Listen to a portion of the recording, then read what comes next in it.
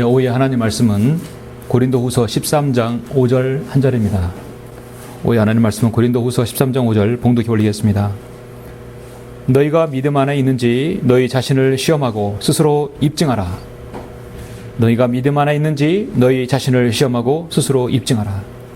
예수 그리스도께서 너희 안에 계신 것을 스스로 알지 못하느냐? 그렇지 못하면 너희는 버림받은 자들이라. 네, 13절 5절이었습니다. 잠시 이 말씀을 위해서 기도드리겠습니다.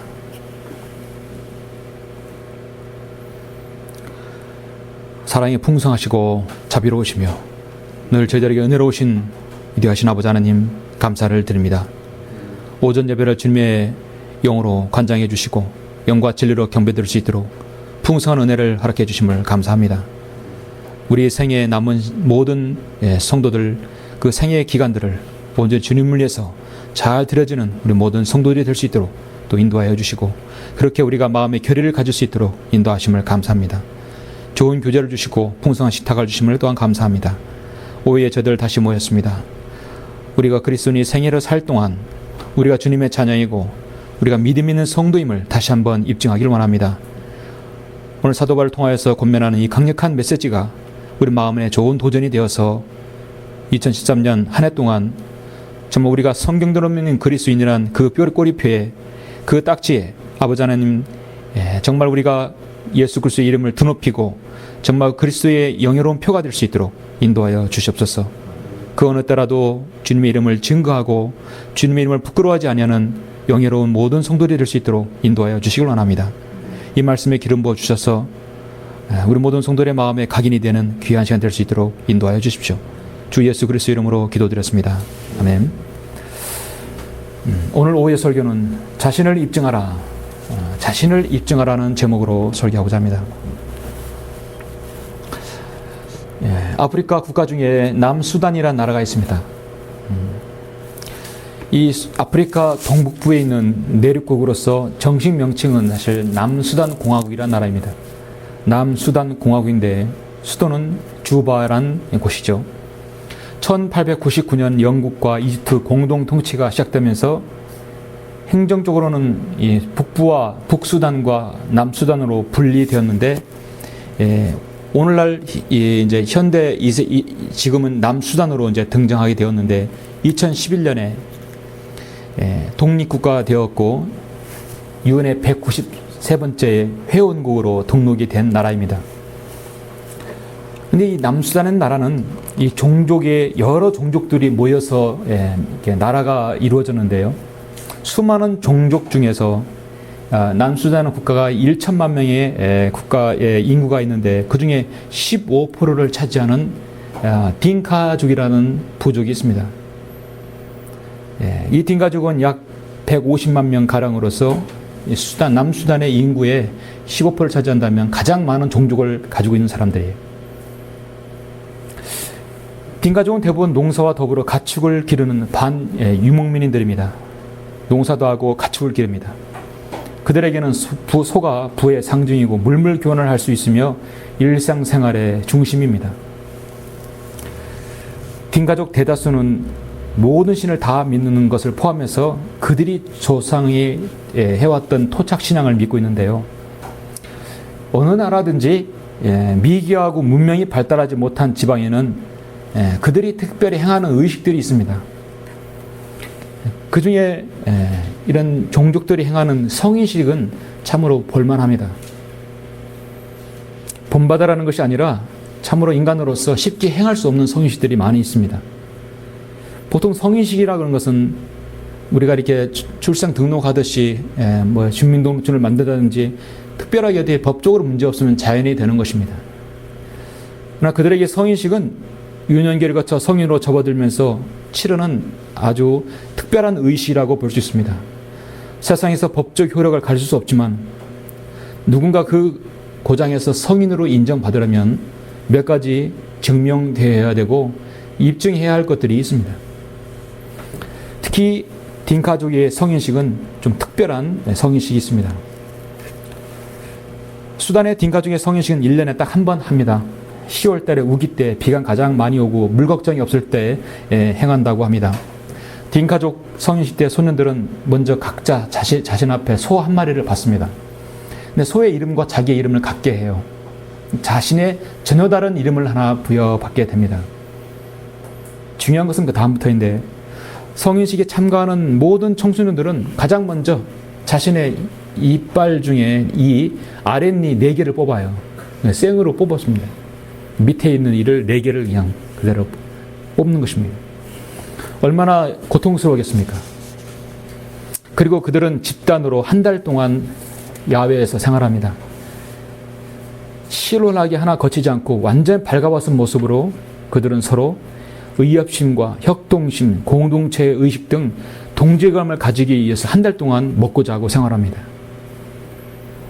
한 달이 지나면 마지막 관문이 그들에게 남아 있습니다. 그들이 이마에 크게 3줄의 칼자국을 내는 것입니다. 어떤 마취도 하지 아니하고 그냥 생살에 칼을 여기다가 여기부터 주름살을 3개를 긋는 것이에요.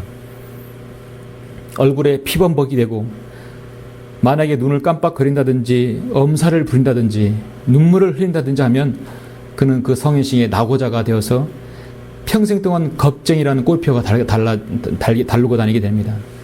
장가갈 때에도 남들보다 더 많은 지참금인 소가 필요합니다. 그래서 성인식에 참가한 대부분의 소년들은 아무리 힘들고 아파도 이 한 달 기간 동안 그렇게 겁을 내지 않고 울지 않는다고 합니다. 그들이 성인식으로 대우받는 표시이기 때문입니다. 근데 그들이 성인식을 통과하게 되면 나름대로 그들에서 거듭나게 되는 것이며 새 이름을 받게 되고 수소 한 마리를 받으며 소와 함께 새로운 이름을 부여받습니다. 여러분 혹시 아프리카 사람 중에 아랫니 4개가 연달아 통째로 없거나 3줄이 있으면 그건 남수단의 딩카족이라는 것은 거의 확실합니다. 성인으로 인정받으려면 그들에게는 2가지가 입증되어야 되는 것이죠. 이 세상에 있는 모든 집단들, 모든 사회 구성원은 자신이 그 사회 구성원이라는 것이 입증이 되어야 할 것입니다. 그리스도인도 지역교회에서 하나님의 사역을 일구는 데 있어서 정말 우리 그리스도인이 성숙한 그리스도인이 되려면 입증이 되어야 되는 것들이 있습니다. 신약성경은 3가지를 여러분에게 제시하고 있습니다. 우리는 무엇인가를 입증을 해야 합니다. 제가 오늘 제시한 이 본문의 말씀 고린도후서 13장 5절의 말씀은 모든 성령들은 믿는 그리스도인에 있어서 자신의 믿음을 스스로 입증하라, 자신을 입증하라는 사도 바울의 강력한 권고입니다. 이건 권면 정도가 아니라 하나님의 명령입니다. 입증하라. 누구에게요? 바로 여러분에게 명명합니다. 너희가 믿음 안에 있는지 너희 자신을 시험하고 스스로 입증하라. 예수 그리스도께서 너희 안에 계신 것을 스스로 알지 못하느냐? 철저하게 자신을 돌아보라는 얘기죠. 그렇지 못하면 너희는 버림받은 자들이라 했습니다. 입증하라는 말씀은 오직 한글 킹제임 성경에만 있습니다. 5절에 말씀하셨듯이 한글 킹제임 성경은 어떤 변개된 성경과는 차이가 있습니다. 아주 중요한 명령들, 중요한 교리에서는 늘 변기가 심각하게 가해집니다. 너희가 믿음 안에 있는지 너희 자신을 시험하고 스스로 입증하라. 개혁성경에서는 확증하라 했어요. 표준 세번역에서는 스스로 점검해 보십시오라 했어요. 변개된 성경은 입증할 수 없어요. 자신의 지역교회에서 성숙한 그리스도인으로서 하나님의 사람으로서 입증을 해야 되는 것이 무엇을 입증해야 되는 것 제시할 수 없습니다.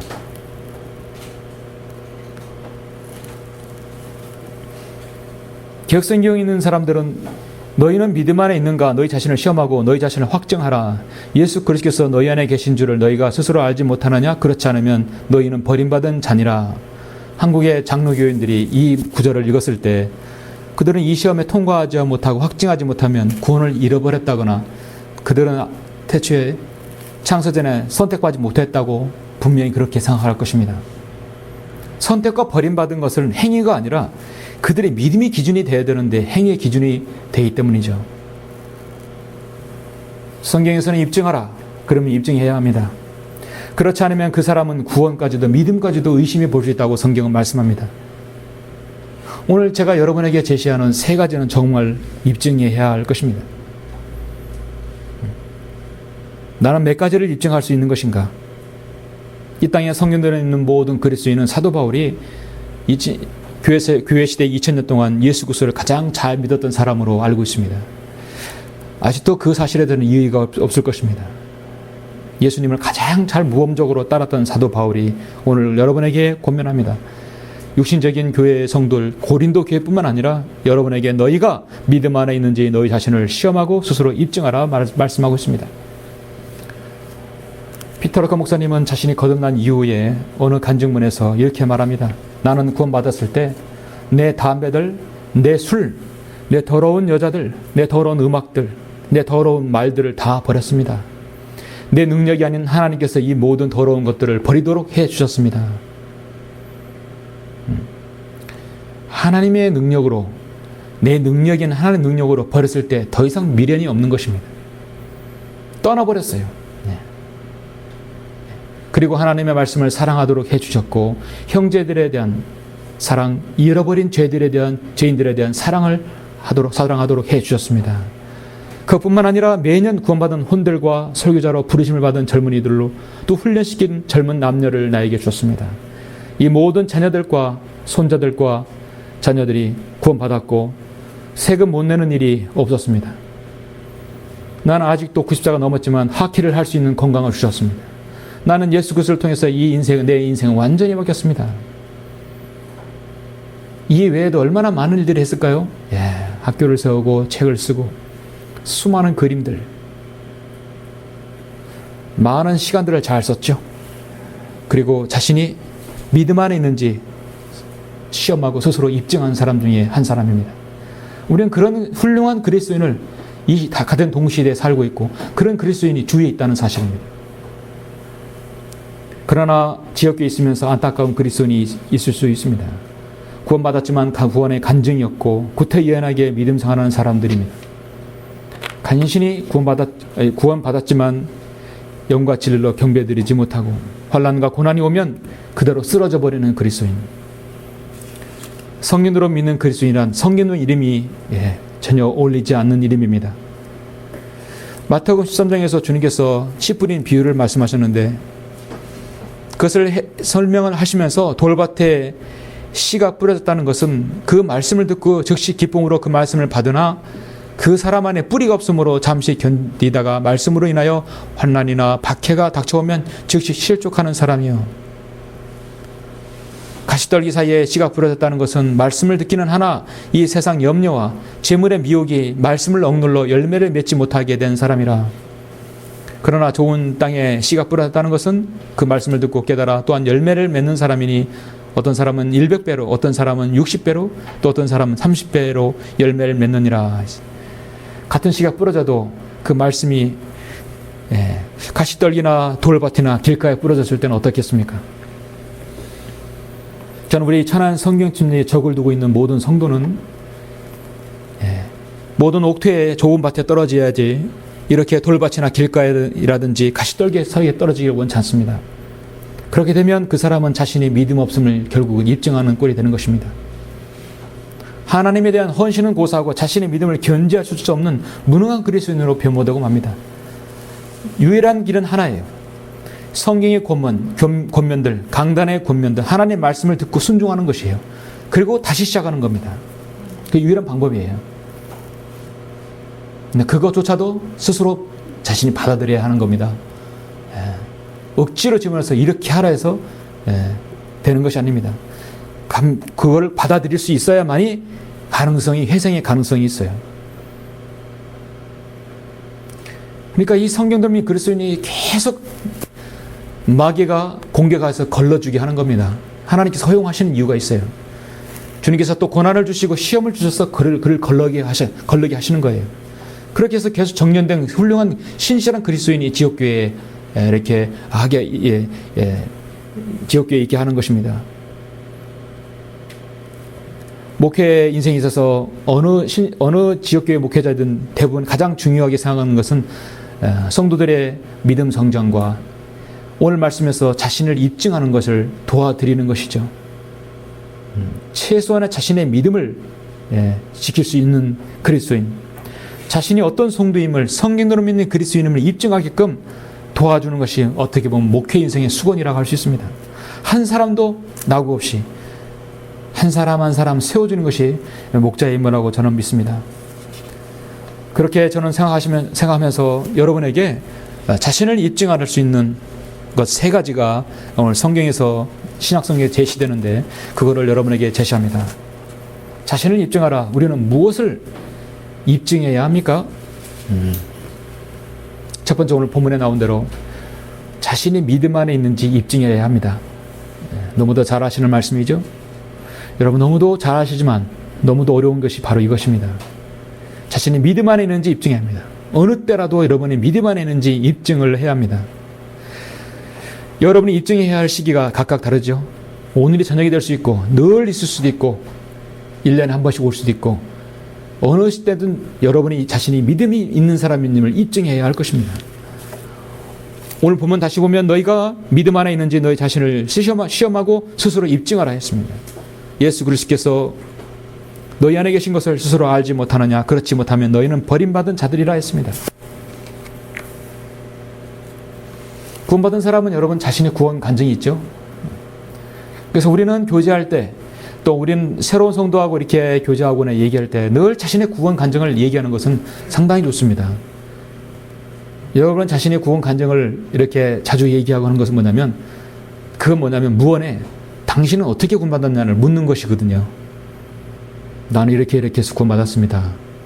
그럼 당신은 어떻게 구원받느냐? 묻지도 않고 그 말을 굳이 하지 않아도 무언의 질문이 될 수 있는 거예요. 당신은 어떻게 구원받았습니까? 그 말을 듣는 사람은 나도 어떻게 구원받았습니다. 얘기할 거 아닙니까? 예. 교제의 중심은 자신의 구원 간증. 그리고 내가 어떻게 해서 세상으로부터 이곳에 성별하였는지, 제도권 교회로부터 비성경적인 교회로부터 이곳에 성별하였는지 좋은 간증이죠. 세 번째는 자신이 믿음 안에 있는 성도라는 사실에 대한 간증이 있어야 합니다. 자신의 구원 간증, 자신의 세상으로부터 성별한 간증은 여러 교회 성도 여러분 이렇게 교제 간에 있을 수 있지만 내가 믿음 안에 있는 성도라는 것을 굳이 성도에게 드러낼 필요는 없지만 하나님 앞에서는 입증이 돼야 한다는 사실입니다. 하나님 앞에서는 입증이 돼야 합니다. 로마서 1장 17절에서 의인은 믿음으로 말미암아 산다겠지요. 하나님께서 여러분에게 단번에 주신 그 믿음을 통해서 여러분의 믿음은 이제 씨앗이 돼서 그것이 계속 성장할 수 있습니다. 무한정 성장할 수 있는 것이 여러분의 믿음입니다.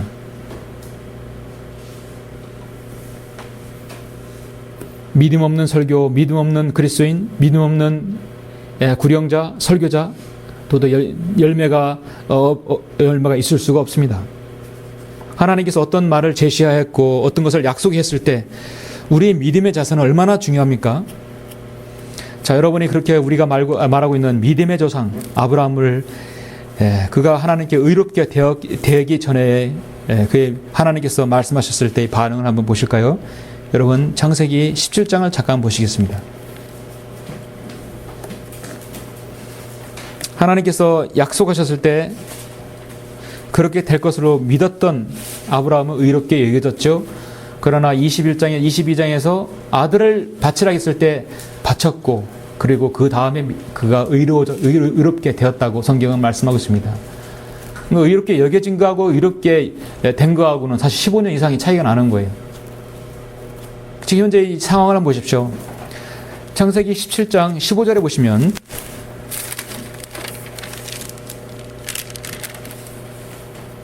하나님께서 어느 날 아브라함에게 지금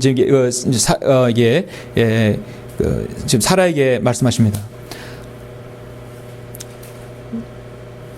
사라에 대해서 말씀하죠. 또 하나님께서 아브라함에게 말씀하시기를 내 아내 사라의 이름을 사레라 부르지 말지니 사라가 그녀의 이름이 되리라. 내가 그녀에게 복을 주어 그녀로부터 내게 한 아들을 주며 정녕 내가 그녀에게 복을 주고 그녀로 민족의 어미가 되게 하리니 백성의 왕들이 그녀에게서 나오리라 하시더라. 지금 아브라함이 아내에 대해서 하나님께서 아브라함에게 아내에 대해서 예언하고 있죠. 17장 17절 보시면 그때 아브라함이 주의 면전에 엎드린 채 웃으며 그의 마음속으로 말하기를 100세가 된 사람에게 아들이 태어날 수 있으리요 90세가 된 사라야가 애를 낳을 수 있으리요 하고 아브라함이 하나님께 말씀드리를 이스마엘이나 주 앞에서 살게 해 주소서.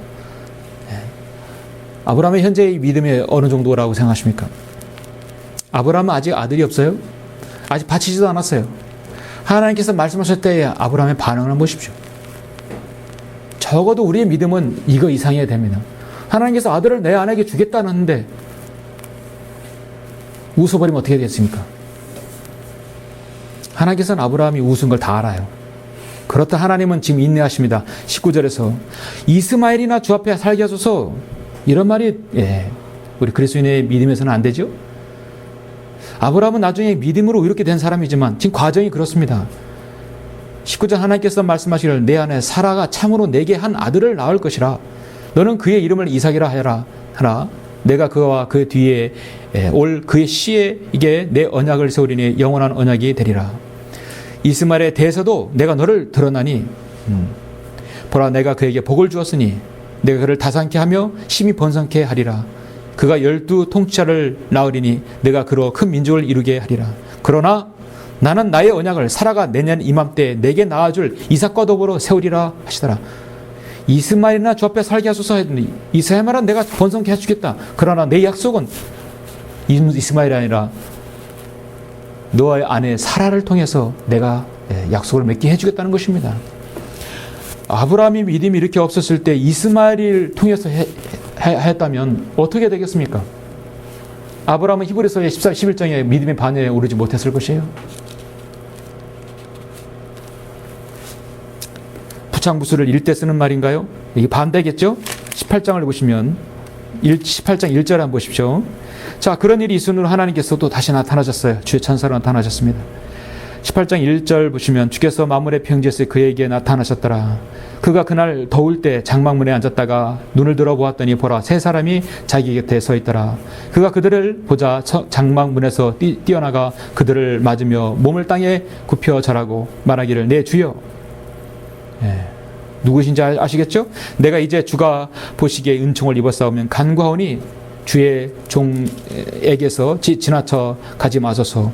내가 간구하오니 물을 조금 가져오게 하여 당신들의 발을 씻으시고 나무 아래서 씻소서. 그래서 이제 쉬게 되었습니다. 자, 좀 넘어가서 9절부터 보시면 그들이 아브라함에게 말하기를 내 아내 사라는 어디 있느냐 하니 그가 말하기를 보소서 장막 안에 있나이다 하더라. 그가 말씀하시기를 내가 생명의 때를 따라 분명히 내게로 돌아오리니 보라 내 아내 사라가 아들을 가질 것이라. 10장에서 들었던 말이죠. 자신의 사라가 그의 뒤에 있는 장막문에서 그 말을 들었더라. 아브라함과 사라가 나이를 많이 먹어 늙었고 사라에게는 여인들의 관례도 끝났으므로 사라가 속으로 웃으며 그 말을 들었을 때 속으로 웃었어요. 웃으며 말하기를 내가 노쇠하였고 나의 주도 늙었으니 내게 어찌 즐거움이 있으리요 하더라. 주께서 아브라함에게 말씀하시기를 어찌하여 사라가 웃으며 말하기를 늙은 내가 확실히 아이를 낳을 수 있겠는가 하느냐. 주께 너무 어려워서 못할 일이 있겠느냐. 생명의 때를 따라 내가 정해진 기간에 내게 돌아오리니 사라가 아들을 가지리라 하시니 그때 사라가 두려워하여 부인하여 말하기를 내가 웃지 않았나이다 하니 주께서 말씀하시기를 아니라 내가 웃었느니라 했어요. 하나님께서 그 위대한 약속 아들을 주신다 했는데 아브라함도 웃었고 사라도 웃었어요. 하나님께서는요 우리 자신의 말씀하셨을 때 그의 반응이 하나님께서 약속을 성취하시는 분이십니다. 그의 반응이 있든지 없든지 하나님은 그 성취를 하시는 분이에요. 그들은 웃었지만 하나님께서는 그들이 여전히 하나님의 언약대로 약속대로 21장에서 아들을 주셨죠. 21장에 보시면 주께서 1절 보시면 주께서 자신이 말씀하셨던 대로 사라를 찾아오셨으며 또 주께서 자신이 말씀하셨던 대로 사라에게 행하셨으므로 주님은 두 번이나 그렇게 자신이 말씀하셨던 대로 내가 한 번 말씀한 건 반드시 실행하신다는 분이십니다. 그거를 나이와 관계없는 것이에요. 사라가 임신하여 늙은 나이에 아브라함에게 아들을 낳으니 이는 하나님께서 그에게 정하신 때라. 아브라함이 그에게 태어난 즉 사라가 그에게 낳아준 아들의 이름을 이삭이라 불렀더라. 또 아브라함이 하나님께서 자기에게 명명하신 대로 그의 아들 이삭이 난 지 8일째 할례를 주었더니 그의 아들 이삭이 그에게 태어났을 때 아브라함이 100세더라 했습니다. 사라가 말하기를 하나님께서 나를 웃게 하셨으니 듣는 자가 모두 나와 함께 웃으리라 했어요. 이사야라는 뜻이 뭔지 아십니까? 웃음이에요. 하나님은 정확하신 분이에요. 내가 말하고 예언하는데 웃었어. 남편도 웃고 아내도 웃고요. 하나님께서는 그래서 그 이름을 웃음이란 이름을 주신 것이에요. 우리 그리스도인은 어떤 상황에서도 자신의 믿음을 시험받을 때가 있어요. 언젠간 받을 때 있습니다. 여러분의 변치 않는 꿋꿋하고 정조 있는 그 믿음, 돌아서지 않는 믿음, 흔들리지 않는 믿음, 변경할 수 없는 믿음, 타협하지 않는 믿음, 하나님께서 요구하실 때 있습니다. 그렇게 요구하실 때 여러분은 웃어버리면 되겠습니까? 예, 되지 않겠죠? 물론 이들의 믿음은 이제 22장에서 확실히 하나님께서 인정받았죠. 예.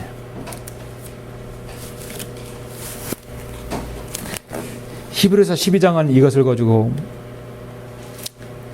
믿음으로 아브라함은 시험을 받을 때 이삭을 제물로 드렸으니 아마 21장 이렇게 태어났을 때 아브라함과 사라는 상당히 그들의 믿음이 아주 견고해졌을 것이에요. 아, 하나님께서 반드시 실행하시는 분이는구나. 그 약속은 변치 않는구나는 확실히 알았을 것입니다.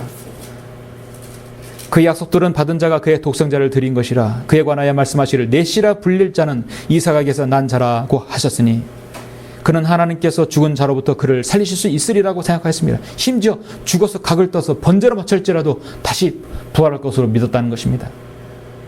그런 믿음으로 변모된 것입니다. 이로써 그는 모형으로 그를 죽은 자 가운데서 다시 받은 것이니라 했습니다. 불시에 어느 때라도 우리는 우리의 믿음이 점검받을 때가 있습니다. 여러분은 여러분의 믿음 안에 있는지 입증을 해야 합니다. 문제는 여러분 스스로 입증해야 합니다. 어느 때라도 입증해야 합니다.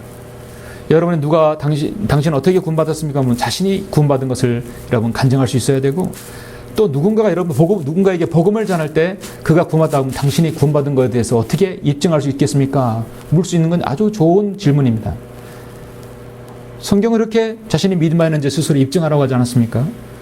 당신은 어떤 구절로, 어떤 말씀으로, 아니면 어떻게 해서 구원받았음을 확 이렇게 입증할 수 있습니까? 좋은 질문입니다. 자신을 입증하라. 우리는 우리 자신의 무엇을 입증해야 합니까? 그리스도인은 두 번째로 무엇이 주를 기쁘시게 하는지를 입증해야 합니다. 믿음이 있으면 내 생애에 어떤 일을 하면 하나님을 기쁘시게 하는지 입증해야 합니다. 에베소서 5장 11절 한번 보십니다. 5장 10절 보시면 한 절 말씀입니다. 무엇이 주를 기쁘시게 할 것인지 입증하라. 무엇이 주를 기쁘시게 할 것인지 입증하라.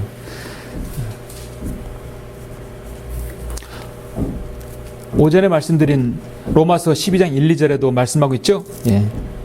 이걸 입증해야 돼요. 더 구체적으로 나아가서 그러므로 형제들아 내가 하나님의 모든 자비하심으로 너에게 권고하노니 너희 몸을 하나님께서 기뻐하시는 거룩한 산 제물로 드리라. 이것이 너희가 드릴 합당한 예배니라. 너희는 이 세상과 일치하지 말고 너희 마음을 새롭게 함으로써 변화를 받아 하나님의 선하시고 기뻐하시고 온전하신 뜻이 무엇인지 뭐라고요?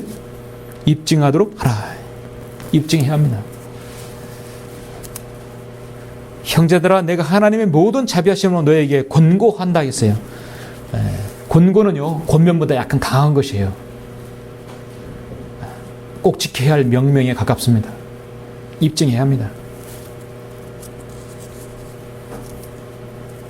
사도 바울은 자신이 기록하고 말했던 로마서 12장 2절 고린도 13장 5절에서 그 말씀을 말하고 자신이 실현했던 사람입니다.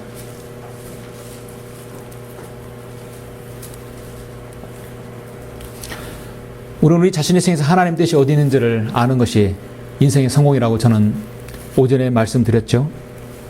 우리는 성도 간의 교제에 있어서 아주 쉽게 교제하면서 그 성도가 어떤 일을 통해서 하나님께 영광 돌릴 수 있지 권면할 수 있습니다. 아 형제는 이런 일 하면 참 좋을 것 같다. 우리 성도가 느끼는 게 동일하게 느껴지는 것이 있습니다. 성도는 이런 재능이 있으니까 형제는 자매는 이런 일 하면 참 잘하겠다. 늘 이렇게 그래서 권면을 하고 그렇게 또 이렇게 교제하는 것입니다. 또 그 사람은 스스로 말씀을 듣고 또 기도하고 묵상함으로써 내 주 하신 성령님께서 그런 조명을 주십니다. 그래서 인도해 주십니다. 나는 설교자가 된다면, 하나님께서 나를 부르신다면 내가 어떻게 하겠다. 이미 그 사람은 그걸 준비하고 있는 것이에요. 나에게 무슨 일을 주신다면, 그건 여러분의 직업과 관계없는 것입니다. 저는 여러분이 하시고 있는 일들, 그리고 주님의 사역에 동참하는 일들 너무나 잘 신실하게 수행한다고 보는 것입니다. 참으로 그런 면에서 감사드립니다. 예수 그리스도를 믿으면서 가장 못생긴 사람들 누굽니까? 자신의 생애에 변화가 없고 구원은 받았다고 하나, 한글 김정일성을 최종 권위로 여긴다고 하나 세월이 가도 변함이 없는 사람. 무엇이 주를 기쁘시게 할 수 있는지 입증할 수 없으면 세월이 가면 다 떨어진 신발과 하얀 머리카락밖에 없습니다. 시간은 오전 말씀드려서 계속 하게 되어 있습니다. 어느 때라도 나는 믿음을 입증하고 무엇이 주를 기쁘시게 하는지 입증해야 할 것입니다. 그거로 인해서 주님 앞에 설 수 있기 때문입니다.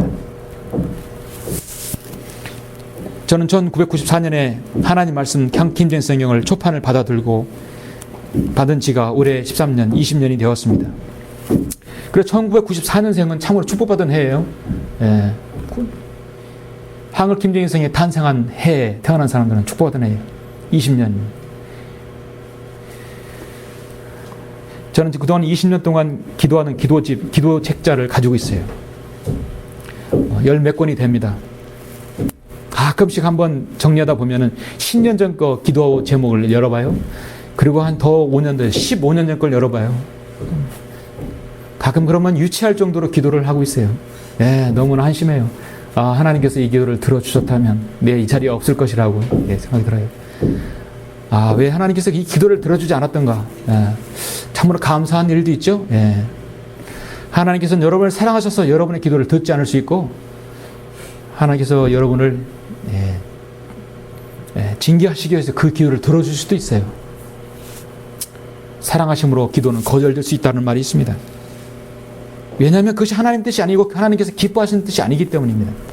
그걸 통해서 나를 기쁘시게 하는, 입증하는 도구가 아니기 때문입니다. 시간이 지나면 알 수 있습니다.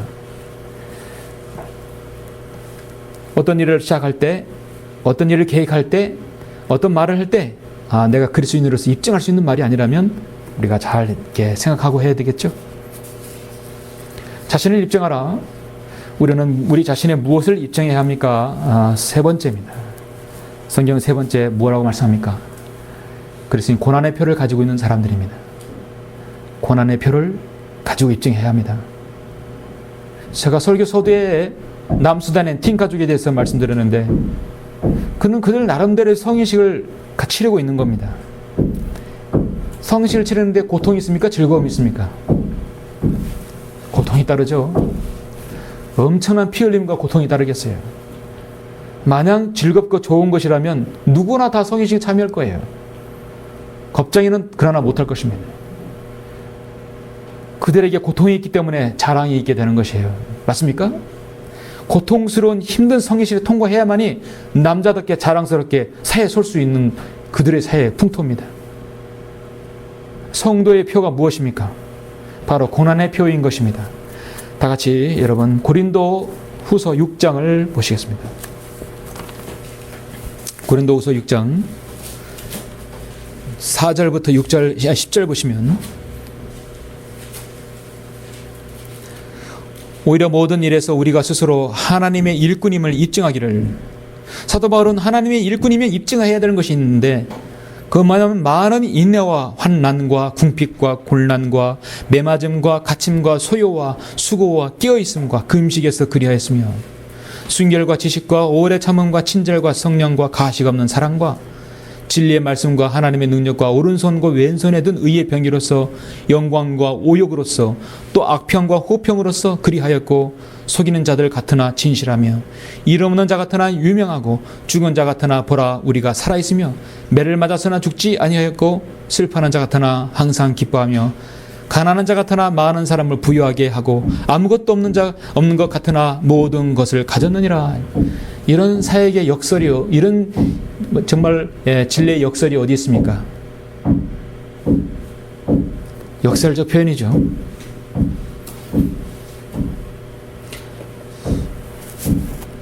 빈센트 반 고흐는 아주 서경의 노을들이라든지 그림을 아주 잘 그렸던 화가죠. 고흐가 당시 그렸을 때 그림은요, 자기가 생전에 딱 한 점만 팔았어요. 나머지는 팔리지 않았습니다. 사람들에게 인정을 못 받았어요. 동생이 유일한 후원자이고, 그렇게 자기 그림을 좋아하는 사람이었는데, 사람들이 형 그림을 싫어해. 형은 화가가 아니래. 그림은 그리면서 화가가 되는 거야. 근데 돈이 없어요. 물감을 살 돈이 없어서 물감 살 돈을 늘 움켜쥐고 빵집에서 머뭇거렸다고 합니다. 당장 배고픈데 빵으로 채워야 할지, 물감을 사서 그림을 그려야 할지 망설였다고 합니다. 그가 남긴 말 중에 하나가 뭐냐면, 돈과 예술가는 비열한 관계라 하겠어요. 정말 비열하다 하겠어요. 그 평론집을 읽으면서 아주 마음에 막 각인이 되는 것입니다. 그날 그 이후로 든 그 말이, 고흐의 아버지는 목사였어요. 고흐도 순회 설교자로 부름 받았지만 스스로 거절해버리고 화가의 길을 택했는데, 돈과 예술가라는 비열한 관계라는 것입니다. 그러면 돈과 사역자의 관계도 그런 관계인 것인가?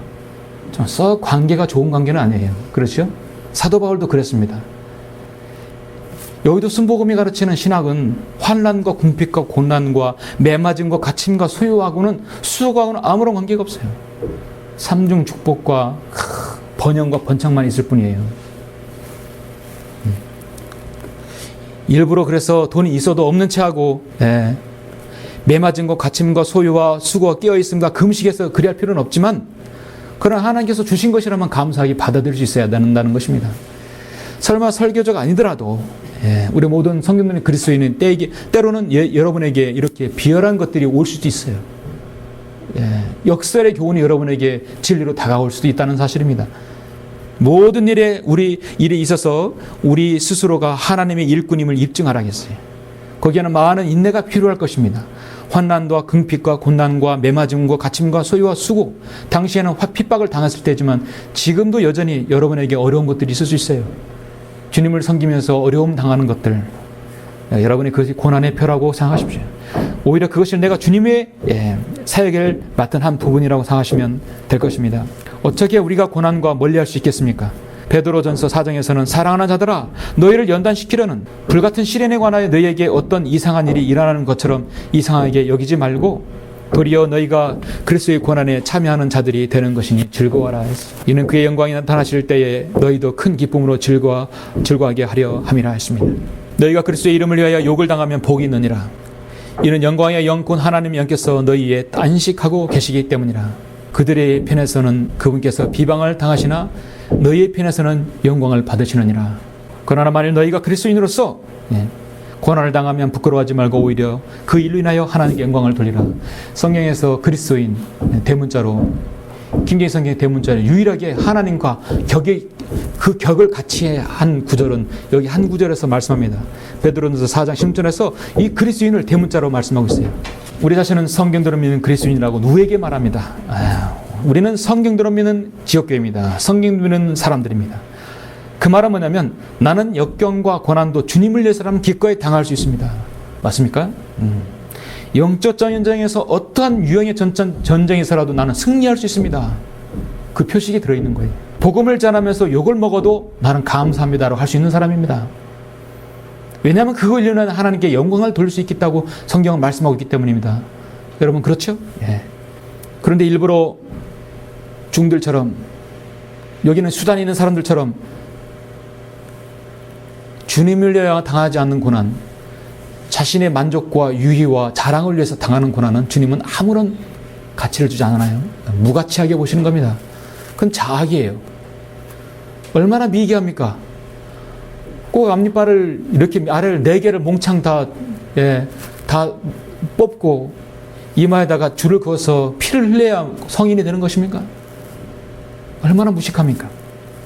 그러나 우리는 주님을 위하여 당하는 고난들, 고통들, 기꺼이 우리는 당할 수 있는 것입니다. 주님을 제외하고 당하는 것은 고의적이고 계획된 고난과 고통은 자의적인 겸손이라고 성경은 말씀합니다. 일종의 자학이고 마귀적인 것이에요. 사랑하는 성도 여러분, 우리는 어느 때라도 우리 자신을 입증해야 합니다. 우리가 성령대로 믿는 그리스도인인 것을 입증해야 합니다. 자신이 믿음 안에 있는지 입증해야 되고 무엇이 주를 기쁘시게 하는지를 입증해야 합니다. 고난의 표를 내가 가지고 있는지를 입증해야 합니다. 어떤 책에서 제가 읽었는데 깜짝 놀라운 것이 있었습니다. 이제 해마다 12월이면 수능을 보죠. 예, 대학생들 대학 들어가라고 머리 싸매고 얼마나 열심히 공부합니까? 그 조선시대에 보면은 과거 시험을 보잖아요. 과거 시험에 응시하면 과거 급제한다고 하잖아요. 예, 그래서 급제하고 떨어지고 합니다. 그런데 옛날에는 관직에 오르기가 그렇게 하늘의 별 따기였던 것 같아요. 왜냐하면 조선시대는 3년에 한 번씩을 과거를 시험을 봅니다. 근데 한 번 과거를 볼 때 33명을 뽑아요.